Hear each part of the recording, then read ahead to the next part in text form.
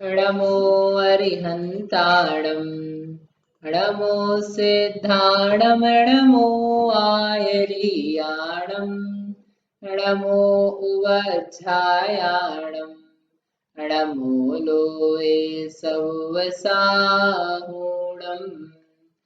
नमः श्रीवर्धमानाय निर्धूतकलिलात्मने सालोकानां त्रिलोकानां यद्विद्यादर्पणाय ते। ये मांगलिक ग्रंथ है, श्री रत्नकरण श्रावकाचार्य है। इसके रचयिता आचार्य भगवान श्री समंतभद्र स्वामी हुए हैं। यह 7 अधिकारों में विभक्त है। इसमें से द्वितीय अधिकार के अंतर्गत सम्यक ज्ञान का वर्णन करते हुए सम्यक ज्ञान का स्वरूप बताया, सम्यक ज्ञान किसे कहते हैं। अब यहाँ पर बता रहे हैं कि सम्यक ज्ञान के जो 4 भेद किए शुद्ध द्रव्य शुद्ध की प्रधानता से, प्रथमानियोग, करणानियोग, चरणानियोग और द्रव्यानियोग, उसमें से चरणानियोग तक अपन ने समझा था। आज अपन पढ़ते हैं इसका अंतिम श्लोक 5वां नंबर का, जो सम्यक ज्ञान का दूसरे अधिकार का अंतिम श्लोक है। इसके पहले तक में कोई प्रश्न है? जीवा जीव सुतत्वे पुण्या पुण्ये च बंध मोक्षौ च द्रव्यानुयोग दीपः श्रुत विद्यालोकमातनुते। द्रव्यानुयोग दीपः, द्रव्यानुयोग का स्वरूप बताते कि द्रव्यानुयोग किसका वर्णन करता है। द्रव्यानुयोग दीपः, द्रव्यानुयोग रूपी जो दीपक है वह जीव अजीव सुतत्वे, जीव तत्व और अजीव तत्व कैसे हैं? सुतत्व, सुतत्व ने सम्यक तत्व। अजीव सम्यक तत्व है कि जीव सम्यक तत्व है? जीव सम्यक है और अजीव तो असम्यक होना चाहिए कि अजीव हमारे क्या काम का। इनमें कहते हैं कि तत्व तो वस्तु के स्वरूप को कहते हैं, इसलिए जो अजीव है वह भी एक सम्यक तत्व है, संसार में वस्तुभूत है, और जो जीव है वह भी संसार में वस्तुभूत है, पाया जाता है। इसलिए दोनों ही तत्व क्या है? सम्यक तत्व हैं। जैसे जीव अजीव सुतत्व और पुण्या पुण्य, पुण्य को और पाप को, बंध मोक्ष, बंध को और मोक्ष को, और जो च लगाया तो च से अब क्या बच गया? आश्रव संवरण निर्जरा, इन सबको यानी 7 तत्व और पुण्य पाप मिला दिए तो हो गए 9 पदार्थ। इन सब को शुद्ध विद्या आलोकम, शुद्ध विद्या, शुद्ध रूपी जो विद्या है, शुद्ध रूपी जो ज्ञान है, उसका आलोक, आलोक कहते हैं प्रकाश को, उस प्रकाश को फैलाता हुआ आतनुते यानी विस्तृत करता है। जो द्रव्यानुयोग रूपी दीपक है, दीपक है, दीपक कहाँ? दीपक क्या काम करेगा? प्रकाश फैलाने का। दीपक अंधकार मिटाने का और प्रकाश को विस्तृत करने का कार्य करता है। इसी प्रकार से द्रव्यानुयोग रूपी दीपक है, यह जो शुद्ध ज्ञान है, इस शुद्ध ज्ञान को विस्तृत करता है, फैलाता है, बढ़ाता है। कैसे बढ़ाता है? कि वास्तव में शुद्ध द्रव्यानुयोग के अभ्यास के माध्यम से स्वपर भेद विज्ञान की उपलब्धि होती है। ये द्रव्यानुयोग का मूल प्रयोजन है। द्रव्यानुयोग वास्तव में 2 भागों में विभक्त है, उसे कहते हैं आगम और अध्यात्म। सुना है? जैसे चरणानुयोग में अपन ने 2 बातें कही थी ना। चरणानुयोग में किसका वर्णन है? श्रावक के और मुनिराज के आचरण का, चारित्र का वर्णन है, उत्पत्ति वृद्धि रक्षा सबका। कर्णानुयोग में लोक अलोक का, काल का, चतुर्गति आदि मार्गणाओं का, कर्म का, इनका वर्णन है।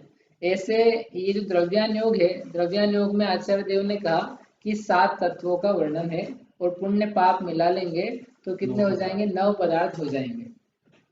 तो ये जो 9 पदार्थ है, 7 तत्व, इनको बताने का प्रयोजन क्या है, इनको बताने की रीति क्या है? उन्होंने कहा कि हम 2 प्रकार से बताएंगे, एक आगम रीति से और एक अध्यात्म रीति से।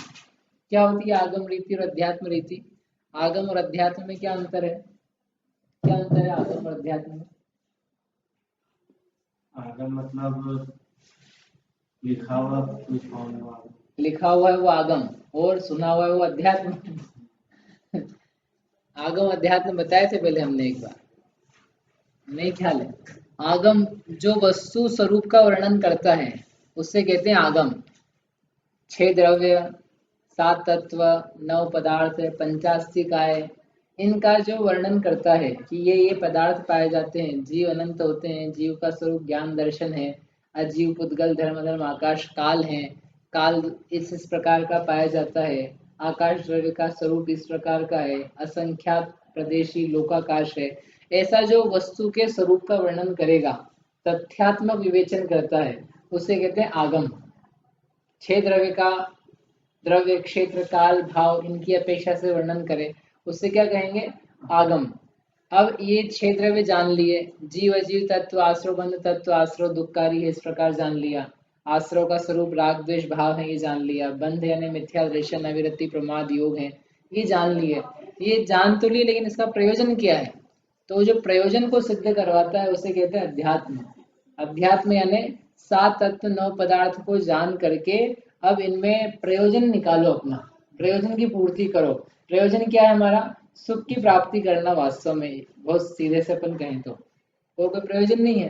तो सुख की प्राप्ति में 6 द्रव्य क्या काम करेंगे? द्रव्य का लक्षण क्या काम करेगा? उत्पाद व ध्रुव क्या काम करेंगे? इसके माध्यम से स्व पर का भिन्न भिन्नता का ज्ञान होगा, भेद विज्ञान किया जाएगा।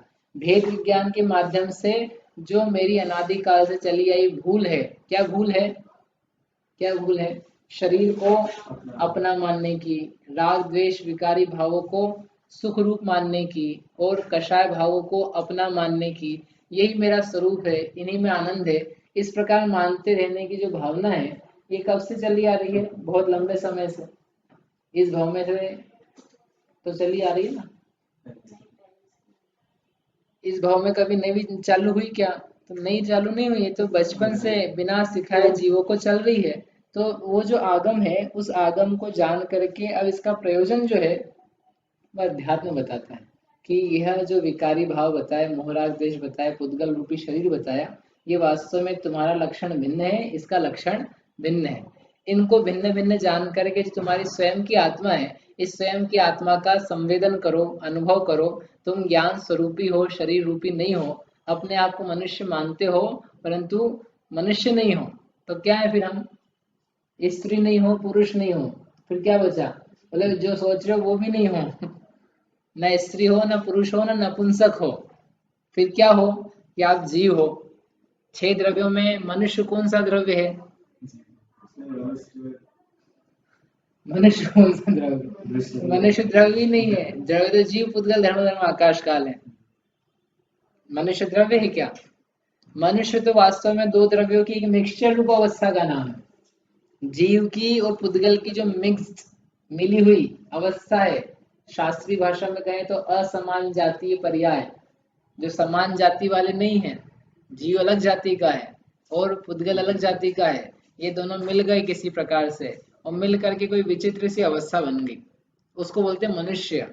ये ना जीव की अकेले की पर्याय है, ना मनुष्य की अकेले की पर्याय, ना पुद्गल की अकेले की पर्याय। 6 द्रव्य में नहीं है, मिक्स में आएगी, मिश्रण करना पड़ेगा। तो कहने का आशय ये था कि मनुष्य नहीं हम, देव नहीं, नारकी नहीं, स्त्री पुरुष नपुंसक नहीं। तो ये कौन बताएगा? आगम इसका ज्ञान नहीं कराएगा, इसका ज्ञान कराएगा अध्यात्म। अध्यात्म समझाएगा। अब 6 द्रव्य तो सीख लिए, तुम अपनी पहचान तो करो, तुम कौन से द्रव्य हो? आपने कह दिया, हमने समझा है जीव हूं मैं। जीव तो हो, लेकिन कैसे जीव हो? ये जीव हो क्या? तो कहते ये तो पुद्गल के लक्षण में आएगा, ये स्पर्श रस गंध वर्ण में आएगा। चेतन को है स्पर्श रूप पूरा मूर्त है, चेतन को है उपयोग रूप बिन मूर्त चिन्ह मूर्त अनूप, तुम अनुपम हो। ये सब कौन दिखाएगा? अध्यात्म दिखाएगा। तो आगम ने क्या नहीं दिखाया था? क्या आगम ने विवेचन कर दिया था। एप्लीकेशन कौन करवाएगा? अध्यात्म। आगम उसका वर्णन करेगा और अध्यात्म में उसकी एप्लीकेशन बताई जाएगी। एप्लीकेबिलिटी क्या है इसकी, इसको कहाँ पर कैसे यूज करना है। नहीं, पुद्गल धर्म धर्म आकाश काल भी आएंगे ना, ये सब तुम नहीं हो, इनसे भेद। हाँ, मुख्यतः जीव द्रव्य की है और जीव द्रव्य के अलावा कर्म की भी है। लेकिन कर्म की कैसे मुख्यतः? कि कर्म तुम नहीं हो, कर्म का उदय तुम नहीं हो, कर्म का बंधन तुम नहीं करते हो। कर्म का बंधन अलग वस्तु है और जीव तत्व तो अलग वस्तु है। शरीर जैसे भिन्न है वैसे तेरे कर्म तेरे से भिन्न है। लगता है ऐसा? नहीं लगता, कर्म तो वैसे जुड़े हुए ही हैं। तो वो आगम अध्यात्म बार बार समझाता, कर्म के कर्ता तुम नहीं हो, कर्म स्वयं से परिणमता है, तुम अपने से परिणमते हो, एक दूसरे का परिणमन नहीं करते हो, आपस में निमित्त नैमित्तिक संबंध है, लेकिन कर्ता कर्म संबंध नहीं है। ये विस्तार से समझाता है, उसी को बार बार घोटना होता है ना, हम लगाए उस बात को। हम कर्म रूप बदल रहे हैं क्या? हम कर्म बन रहे हैं क्या? जीव बदल करके कर्म बन सकता है क्या? कर्म बदल करके जीव बन सकता है क्या? यानी एक दूसरे में कन्वर्ट नहीं होते, इसी का नाम है कि एक दूसरे के कर्ता नहीं बनते। जैन धर्म का कर्ता कर्म इतना सा सिद्धांत है जो लोगों को जनरली समझ में नहीं आता है। एक दूसरे में कन्वर्ट नहीं हो पाना, इसका नाम है कि हम एक दूसरे के कर्ता नहीं है। आप बदल करके शरीर नहीं बन रहे हो, इसलिए शरीर के कर्ता नहीं हो। शरीर बदल करके आपका जीव नहीं बन रहा है, इसलिए शरीर आपकी आत्मा का कर्ता नहीं है। समझ में? भगवान बदल करके भक्त नहीं बन जाते हैं, इसलिए भगवान भक्तों के कर्ता नहीं है। पुण्य बदल करके हमारा सुख नहीं बन जाएगा, सुख आत्मा की पर्याय है। तो वो आत्मा की पर्याय कोई पुण्य नाम का कर्म कन्वर्ट होकर के बदल सकता है क्या?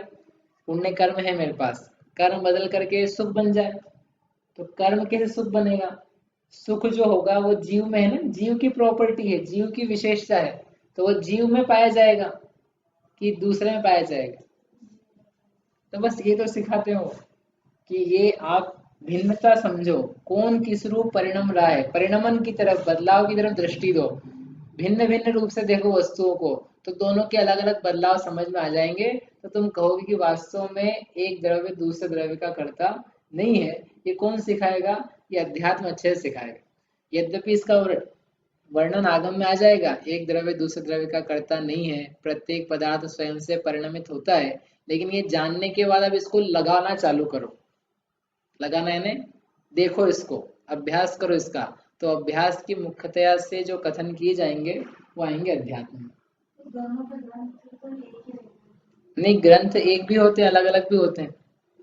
हाँ, तो जैसे अब उसमें क्षेत्र के साथ तो विवेचना करेंगे आगे में, है ना, और एप्लीकेबल तो जीव स्वयं करेगा, तो वो ग्रंथ में एप्लीकेबल वाला कैसे बताएंगे? समय सार जी ना, समय सार में भी 7 तत्वों का वर्णन है, और तत्वार्थ सूत्र है, उसमें भी 7 तत्वों का वर्णन है, दोनों में 7 तत्वों का वर्णन है। जब भी हम पढ़ाते हैं समय सार तत्वार्थ सूत्र तो ये पूछते हैं, या मतलब चर्चा करते हैं इस बात की कि दोनों आचार्य हैं, एक आचार्य कहते हैं कुंद स्वामी 7 तत्व, वही जीव जीव आश्रव बंध सामन निर्जरा मोक्ष, और दूसरे आचार्य उन्हीं के शिष्य, वो नीचे है, नीचे से ले रही है। हाँ हाँ हाँ, और उन्हीं के शिष्य कौन है? उमा स्वामी आचार्य, वो भी 7 तत्व का वर्णन करते हैं, लेकिन वो अलग तरीके से करते हैं, दोनों के कंपटीशन में। उन्होंने कहा हमारे महाराज ने ऐसे वर्णन किए, तो अपने को अपनी भी किताब चलानी है, तो अपन अलग टाइप से वर्णन करें। दोनों में अंतर है। क्या अंतर है? जब उमा स्वामी महाराज ने 7 तत्व का वर्णन किया तो उन्होंने किया आगम शैली से।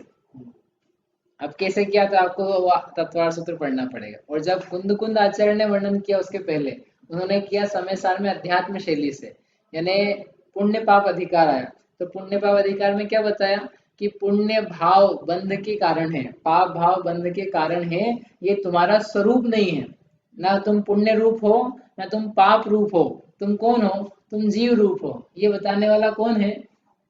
ये अध्यात्म समय सार में बताएंगे। हाँ, रख दें। हाँ तो कल दोपहर में ले लो। हाँ, और तत्वार्थ सूत्र में जब बताएंगे तो ये बताएंगे 5 महाव्रत धारण करोगे तो पुण्य होगा, और हिंसा अधिक 5 पाप करोगे तो पाप होगा। हिंसा अनृत ब्रह्म स्तेय परिग्रहेभ्यो विरति व्रतम, 5 पापों से विरति करना वो व्रत है, उससे पुण्य आश्रय होगा, और यही 5 पाप करोगे तो क्या होगा? पाप होगा। इस प्रकार से 7 तत्व का वर्णन कौन करता है? आगम। वहां पे फिर जीव पुद्गल धर्म धर्म आकाश काल बताया, उनके प्रदेश बताए, क्षेत्र बताया, उनकी परिणतियां पर्याय बताई 5वें अधिकार में, तो वहां पे वैसा बताया। अजीव तत्व का वर्णन किया तो एक एक का स्वरूप, लक्षण, उनके परस्पर निमित्त नैमित्तिक संबंध क्या है वो दिखाए हैं। लेकिन अध्यात्म में ये बताएंगे कि काल द्रव्य तुम नहीं हो, काल द्रव्य तुम्हारा स्वरूप नहीं है। पदार्थों को परिणमन में निमित्त होने का मुख्य जो हेतु है वो काल है, वो तुम्हारा नहीं है। तुम्हारे कारण से वस्तु नहीं परिणमती है दूसरी, वे निमित्त भी देखोगे तो वो काल कोई दूसरा होगा, काल नाम का द्रव्य होगा। इस प्रकार से वर्णन कौन करेगा? अध्यात्म करेगा। तो इसमें जैसे आगम में आएगा ही सात द्रव्य, छह द्रव्य, सात तत्व, दोनों में आएंगे, 7 तत्व का वर्णन, 9 पदार्थ का वर्णन, दोनों ही में आ जाएगा। जैसे इसमें अध्यात्म में जीव की अस्थि रूप से खत्म करके बाकी को नास्तिक नहीं रूप से बताया है, दोनों ही, जीव की अस्थि और एक की नास्ति नहीं बताना ऐसा नहीं है। जीव द्रव्य में अन्य पदार्थों की नास्ति है ये बताना है अध्यात्म को। उसके अलावा जो राग द्वेष भाव हैं वे भी जीव का स्वरूप नहीं है ये बताना अध्यात्म को, जो आगम नहीं कहेगा। आगम कहेगा राग द्वेष भाव किसके हैं, क्रोध किसको आता है, जीव को। और अध्यात्म क्या कहेगा, क्रोध किसका भाव है, जीव का नहीं है, तुम्हारा नहीं है, तुम क्रोधी नहीं हो। बड़ी अटपटी से लगेगी। मतलब ये तो कॉन्ट्राडिक्ट इसलिए तो वहाँ भेद विज्ञान करा ना, तुम्हारा स्वरूप दिखाना है, तुम हो कौन वास्तव में। एक अच्छा सेठ का पुत्र किसी कुसंग की संगति में आकर के सिगरेट पीने लग जाए तो उससे उसके घर वाले सेठ वगैरह क्या कहेंगे, सिगरेट पीता हुआ दिख रहा है तो वो व्यसनी हो गया कि नहीं, तो क्या कहेगा जाकर के, तेरा ये स्वरूप नहीं है, तू सिगरेट पीने वाला नहीं है। पीते हुए क्या बोलेगा, तू सिगरेट पीने वाला नहीं है, जबकि पी रहा है। तो ऐसा कैसे बोल रहा, मैं पी रहा हूँ, आप बोल रहे हो सिगरेट पीने वाला नहीं है। कि हम तुझे वर्तमान अवस्था मात्र से नहीं देख रहा है। सेठ का पुत्र, सेठ जानता है कि मेरा बालक इसको अच्छे संस्कार दिए हैं, गलत संगति मात्र में आया है, पहली बार हाथ में पकड़ी है, मुख से धुआं भले निकल रहा है, दिख रहा है धुआं निकलते हुए, लेकिन इसके अंतरंग में नहीं है, इसमें वो खून नहीं दौड़ रहा है, कौन सा, व्यसनियों का। इसमें तो हमारे जिन धर्म का, जिन कुलों का संस्कार दौड़ रहा है। उसको देखते हुए वो क्या कहता है, तू सिगरेट पीने वाला नहीं है। और कोई दूसरा व्यक्ति देखेगा सामान्य तो क्या कहेगा, सिगरेट पीने वाला ही है। तो दोनों बातें सत्य हैं कि असत्य हैं, कैसे सत्य है, एक वर्तमान पर्याय की अपेक्षा से है, अवस्था की अपेक्षा से, एक उसके भूत भविष्य वर्तमान तीनों में कायम रहने वाला जो स्वभाव है उसकी अपेक्षा से।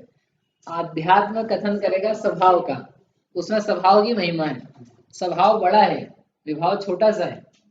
स्वभाव हमेशा रहेगा त्रैकालिक, विभाव तो बदलते जाएंगे, मिटते जाएंगे, चेंज होते जाएंगे। इसलिए विभावों का ज्ञान कर लेना आगम से, बिना उसके स्वभाव मत देखना, क्योंकि विभाव का ज्ञान नहीं होगा तो स्वभाव की तुम्हें आवश्यकता ही महसूस नहीं होगी। बीमारी जाने बिना दवा की महिमा नहीं आती है। जब तक बीमारी की महानता का ज्ञान नहीं हो जाए और बीमारी का सद्भाव ज्ञान नहीं हो जाए, कौन दवा लेगा। तो इसलिए आगम के ज्ञान के द्वारा, करणानुयोग के ज्ञान के द्वारा हम क्या समझ जाते हैं कि जीव में विभाव की बीमारी है।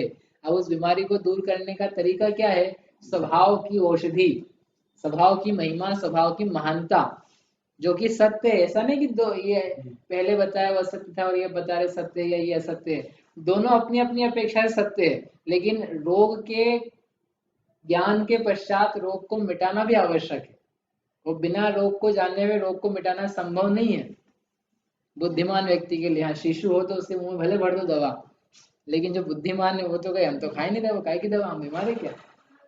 इसलिए पहले बीमारी सिद्ध करनी पड़ती है। इसलिए क्या दिखाएंगे, अध्यात्म में स्वभाव की महिमा जो आगम सिद्ध करेगा, आगम के बाद में अध्यात्म कहेगा ये तुम्हारा वास्तविक स्वरूप नहीं है। ये दोनों का अंतर है, समझ में आई बात। कर्मों का आगम से अच्छे से परिचय हुआ, और भाव कर्मों का कि भाव कर्म भी तुम ही है, ये अध्यात्म नहीं, है। हम क्या है और क्या नहीं है, ये सारा का सारा वर्णन करेगा अध्यात्म। और आगम तो बताएगा तुम्हारे भाव कर्म भी है, तुम्हारे नो कर्म भी है, तुम्हारे द्रव्य कर्म भी है, उनका आपसी संबंध कैसा है, उनके परस्पर निमित्त नैमित्तिक संबंध क्या बनते हैं, वो सब वर्णन करेंगे। तुम ही मनुष्य हो, तुम ही रागी हो, तुम ही स्त्री हो, तुम ही पुरुष हो, तुम्हारे ही स्त्री पुत्र मकान जायदाद सब तुम्हें है, पुण्य कर्म की वजह से ये होता है, पाप कर्म के उद्देश्य से इस प्रकार असफलता मिलती है, नरक गति में इस प्रकार दुख है, ये सब वर्णन कौन करेगा? आगम करेगा। और अध्यात्म जाकर के बोलेगा जीवस्वनत्थि राघो न विदोषो न विज्जते मोहो नो पच्चयाण कम्मम नो कम्मम चावि से नत्थि। एक एक चीज लेकर के आना, सबको साफ कर देना, इतना महान है स्वभाव। समय सारी जगह पढ़ोगे तो आप देखना उसमें क्या क्या जो जो भी पर से आने वाली चीजें हैं वो सबको बाहर कर देते, कुछ भी नहीं है जीव में, जीव का एक कुछ स्वरूप नहीं है। उन सबका फिर निषेध करा था, फिर बताइए क्यों उनको? बताया ना विहाल रीजन आपको, जब तक बीमारी स्वीकार नहीं होगी, बीमारी को मिटाने के लिए आप जाओगे काहे के लिए? तो बताया इसलिए बीमार हो, राग द्वेष है, वर्तमान पर्याय में दुख है। अब यहाँ क्या है कि जहां दुख है वहीं उसकी औषधि भी है, एक ही जगह औषधि, एक ही जगह तकलीफ है। शरीर होता है कि नहीं, शरीर में रोग है। अब यूं तो अपन दवा ऊपर से खाते हैं, हम शरीर की कोई हिस्से में औषधि हो तो उसी हिस्से को पहले रोगी सिद्ध करो, फिर वहां जहाँ औषधि है उसको ठीक करो। तो यहाँ पर आत्मा की वर्तमान पर्याय में ही दुख है, राग द्वेष मोह है, वो बीमारी है। और आत्मा की उस राग द्वेष पर्याय के समय जो आत्मा का स्वभाव है, ज्ञान दर्शन सुख स्वभाव, वो स्वभाव क्या है? औषधि। उसको जानना, उसको अनुभवना, उसका अवलंबन लेना, उससे अपने आप का अस्तित्व मानना। हम क्या अधूरा अपने आप को मानते हैं, जो शरीर दिख रहा है उस शरीर मात्र से अपने को मानते हैं, अधूरा की जगह विपरीत कहना चाहिए। अपने आप को शरीर रूप मात्र जानते मानते हैं, और थोड़ा सा अंदर जाए तो समझ लेंगे कि हम क्रोधी मानी लोभी हैं, इस प्रकार से मानते हैं। लेकिन कोई भी व्यक्ति इस प्रकार से मानने को तैयार नहीं है कि मैं कर्म से भिन्न स्वभाव वाला भी कुछ हूँ, मैं राग द्वेष मोह से भी कुछ भिन्न तत्व हूँ। अपन ने आधा ही तो माना, इसका मतलब स्वभाव को नहीं माना, केवल वर्तमान पर्याय को स्वीकार किया। तो वस्तु कैसी पकड़ में ही? अधूरी। अधूरा पकड़ेंगे तो अधूरा ज्ञान दुखदायी होता, इसलिए दुख प्राप्त होता। नहीं, अध्यात्म के भी आगम के भी 85 का संग्रह है, उसका पहला अधिकार है, उसमें पूरा आगम का वर्णन है। दूसरा अधिकार है, उसमें अध्यात्म का भी है, आगम का भी है। समय सारजी है, वो अध्यात्म का है। नियम सारजी अध्यात्म का भी है, आगम का भी है, चरणान्योग का है। ऐसे ही अष्टपाउड है। तो जहां जहां, अब वो तो आपको देखना पड़ेगा किस आगम में किसकी प्रधानता से वर्णन है, ठीक है, तो वो उसका वर्णन मिलेगा। ठीक समझ में आया? ये क्यों बता रहे, क्योंकि ये जब तक समझ में नहीं आता ना तो वो लोग कहते हैं कि ये ग्रंथ नहीं पढ़ना, ये ग्रंथ में ऐसा है कि भाई इसका प्रयोजन क्या, समझ जाओ ना, और किस क्रम में आता है पढ़ने का वो अपन समझ जाए, वो उपयोगी क्यों है, उसके बिना कैसे अहित होगा हमारा।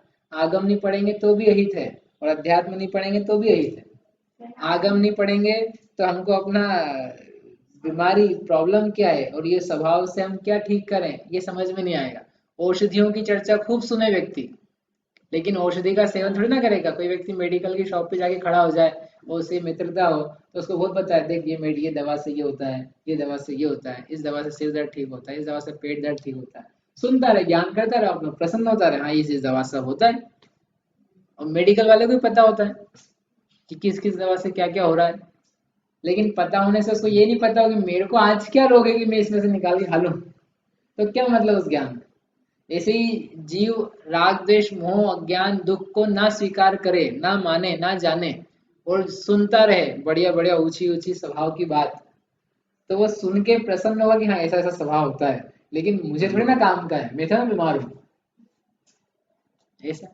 इसलिए अध्यात्म आगम नहीं जानेगा, अध्यात्म जानेगा तो तकलीफ है, और अध्यात्म नहीं जाने आगम मात्र जाने तो पढ़ाई पढ़ लेगा अकेला। जीव रागी होता है, जीव द्वेषी होता है, इस भाव से ऐसे कर्म बनते हैं, इस भाव से ऐसे बनते हैं, यहाँ यहाँ जीव इस प्रकार पाए जाते हैं, यहाँ इतनी संख्या है, यहाँ इतनी संख्या, ये गुणस्थान है, इस गुणस्थान में ऐसा भाव, उस गुणस्थान में ये कर्म क्षय होते हैं। ये ऐसी टोता रतंत्र जैसी बातें हो जाएगी, ज्ञान सम्यक है वो सारा, लेकिन इसको सॉल्व कैसे करूं, सॉल्यूशन क्या है, मैं भी दुखी हूं इसी प्रकार से, मुझ में दुख रूप परिणाम पाया जा रहा है, इससे इसको मिटाने का उपाय क्या है वास्तविक। स्थूल उपाय चरणान्योग बता देगा, लेकिन सूक्ष्म उपाय जो है वास्तविक अंतरंग के द्वारा अवलंबन करके उसको मिटाने का, वो तो अध्यात्म के अलावा कोई बता नहीं पाएगा। ये तो कह देगा चरणान्योग कि आप पंच महाव्रत पालन करो तो आपका उद्धार होगा, लेकिन पंच महाव्रत पालन करके भी किसका पालन किया जाता है, 28 मूल गुण का धारण करके कौन से मूल गुण की रक्षा की जाती है? कहा था ना पहले, मूलस्य गुणः इति मूल गुण। कौन है मूल? आत्मा। उसका गुण क्या है? ज्ञान दर्शन। उस मूल गुण की रक्षा के लिए महाव्रत है। आत्मा के ज्ञान दर्शन की रक्षा के लिए पंच महाव्रत। जैसे महाव्रत की रक्षा के लिए समिति होती है, ऐसे आत्मा के ज्ञान दर्शन की रक्षा के लिए महाव्रत। समझ में आया? तो पहले आगम का अध्ययन करना चाहिए अध्यात्म। हाँ, आगम का पहले अभ्यास होता है, उसके पश्चात में अध्यात्म होता है। मतलब अध्यात्म सबसे लास्ट स्टेज, हाँ, तो इससे फिर मोक्ष होता है। क्योंकि आप जब तक आपको सिद्ध नहीं हो रहा है कि मैं समस्या में हूँ, तब तक औषधि की वास्तव में आवश्यकता है। आवश्यकता मतलब है तो सही कि बीमार है, लेकिन ऐसा नहीं है ना कि आपको जबरदस्ती दी जा सकती है। आपको खुद को विचार अनुभव करना, आपको समझ में आ जाए कि मैं दुखी हूँ, मुझे दुख हो रहा है, अभी लगने लग जाए ना, आपको अभी सम्यक्त्व की प्राप्ति हुई। मैं राग द्वेष से दुखी हूँ, शरीर आदि कर्म आदि के उदय निमित्त, ये तो बाहर बात की बात है। वास्तव में मैं अपने राग द्वेष मोह भावों से दुखी हूँ, क्रोध मान माया लोभ से दुखी हूँ, ऐसा जीव के भासने लग जाए तो इसको दूर करने का उपाय मेरा अद्भुत स्वभाव है, इसको सुनकर भी वो अंतरंग में उतर जाए। लेकिन राग द्वेष मोह दुखकारी नहीं लग रहे, इसलिए वो आश्रव तत्व संबंधी बंध तत्व संबंधी विपरीत भूल चलती। पराधीनताओं में सुख लगता है, पराधीनता है ना, बाह्य भोग सामग्री अनुकूलताएं, उनमें सुख लगता है तो पराधीन है। उन पराधीनताओं में सुख मानता हुआ व्यक्ति आश्रव बंध तत्व संबंधी भूल करा कर, जब भूल कर रहा है तो फिर वो दुखी क्या मान रहा है? दुखी क्या मान रहा है कि पैसा नहीं है, रुपया नहीं है, घर बार नहीं है, पड़ोसी अड़ोसी अच्छे नहीं है, अथवा परिवार के लोग अच्छे नहीं है, प्रतिकूलता को दुख मानता है। तो वो दुख मानना उसका सम्यक नहीं है, इसलिए उपाय भी सम्यक नहीं होता। इसलिए उसको उस समय स्वभाव की जरूरत नहीं पड़ती। संसार में दुख पूछने जाएंगे ना किसी से भी, आप दुखी हो क्या, सही बताओ दुखी हो क्या, तो आप बोलोगे हम दुखी हैं। लेकिन दुख आप जो बताओगे उसका उपाय स्वभाव नहीं निकल पाएगा, क्योंकि आप बोलोगे दुख क्या है, पैसा नहीं है मेरे पास, तो उसका उपाय अब क्या है, सुख लाओ, सॉरी पैसा लाओ। आपको दुख क्या है, हमारे बेटे की शादी नहीं हो रही, तो अब सुख क्या कैसे मिलेगा, बेटे की शादी करो, आपको ये दिख रहा है। जबकि यदि ये दिखता मेरे बेटे की शादी नहीं हो रही है, ये तो बात सही है, लेकिन जो शादी है वो मुझे राग पैदा है, मुझे उस बेटे से मोह है और उसका विवाह हो इस प्रकार का राग है, इस मोह राग भाव से मैं आकुलित हूँ, ये मोह राग भाव कैसे मिटे, इस राग भाव से हम परेशानी में। तो फिर अब जब व्यू बदला, स्थिति वही है, लेकिन वो व्यू बदलने पर सॉल्यूशन चेंज हो गया। सॉल्यूशन ये है कि मोह राग द्वेष से रहित जो विकार निर्मोह स्वभाव है, उस निर्मोह स्वभाव को देखेंगे तो मोह मिटेगा। मोह जब समस्या नहीं लग रहा है तो निर्मोह स्वभाव की जरूरत क्या है? मोह जब अच्छा लग रहा है तो निर्मोहता की आवश्यकता नहीं है। राग द्वेष अच्छे लग रहे हैं तो वीतरागी भगवानों से, वीतरागी जिनवाणी से और वीतरागी स्वभाव से क्या प्रयोजन है? क्या करें आपको वीतरागता सुना कर? नहीं, हम तो सुनाएंगे लेकिन ये तरीका है, समझ में आया? जो विडंबनाएं खड़ी होती जगत के जीवों को जिनवाणी सुनने के बाद में, तो क्रम पूर्वक सुना नहीं उसने, किसको सुन के क्या सिद्ध होना चाहिए था समझ नहीं पाया, इसलिए उसके जीवन में कभी निश्चयाभास कभी व्यवहाराभास होता है। जबकि जिनवाणी पढ़ करके सारे आभास नष्ट हो जाते, भ्रम नष्ट होते हैं, अज्ञान नष्ट होता है, संसार ही नष्ट हो जाता है, तो फिर बाकी तो बात ही क्या है, सारे कर्म चले जाते। इसलिए सही रूप में इसका द्रव्यानुग सबसे अंत में का, सबसे काम का अंत में भी आगम पहले और अध्यात्म सबसे अंत में, इसलिए द्रव्यानुग अंत में। प्रथमानुयोग, कर्णानुयोग, चरणानुयोग।